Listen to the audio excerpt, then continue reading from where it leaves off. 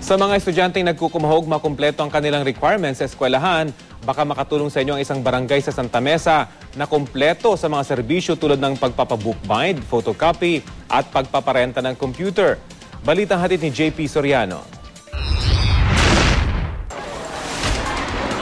Tiyak nang nagkukumahog na naman ang maraming estudyante sa pag-aayos ng mga class requirement ngayong Marso, lalo na yung mga magtatapos na. Pero ang cramming, hindi lang daw masasaksihan sa loob ng mga campus. Sa Tanyag na Teresa Street sa Barangay 592 Santa Mesa, Manila, dito alam nyo, kaliwat kanan yung mga tindahan ng mga paggawa ng bookbind, pagpapaprint, mapagawa ng thesis, iba't ibang requirements para sa graduation. At dito kamustahin nga natin yung mga ilang nagpapagawa ng kanilang requirements. Sir, good evening. Ano pong pangalan nila? Ivan po. Ivan, ano pong pinapagawa niyo? Nagpapaprint po for thesis tsaka hardbound. So, kailan ang deadline yan? Tomorrow po. Tomorrow na? Oo. Ba't ngayon mo nang pinapagawa? Hindi, medyo cramming po. Cramming na rin. O sino po ba yung nagpapagawa dito? Ma'am, kaya nyo bang bukas na raw yung kanyang deadline? Kaya bang tapusin natin? Lalamayin na. Lalamayan? Gulen. Maglalamay na kasi marami nang tanggap eh. Para yung mga estudyante, hindi rin sila mabitin. Kabilang sa mga serbisyong alok dito, black and white at colored printing, photocopy, bookbinding, pati na mga computer rental. Si Teacher Irene, nagagraduate na sa kanyang master sa kursong education. Inabutan kong nagpapabookbind sa pwesto ni Mang Ronil.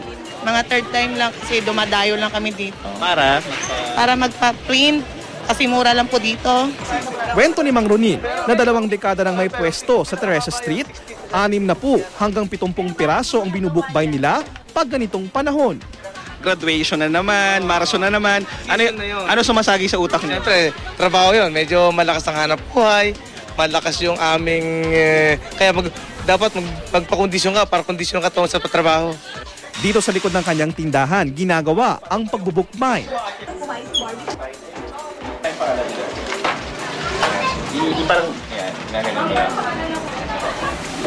Sa gitna ng pagmamadali ng marami, ayon sa Commission on Higher Education, mainam daw na tandaan na mas mahalaga pa rin ang kalidad ng ipinapasa at ng mismong natutunan sa eskwelahan. Dapat iwasan nila yung shortcuts at huwag silang mag-plagiarize. And important dito, tante na mag-dwell sila sa yung quality work. Kasi hindi lamang naman piece of paper ito na isasubmit nila. Eventually, it will bear on their preparation sa qualifications nila. JP Soriano, GMA News.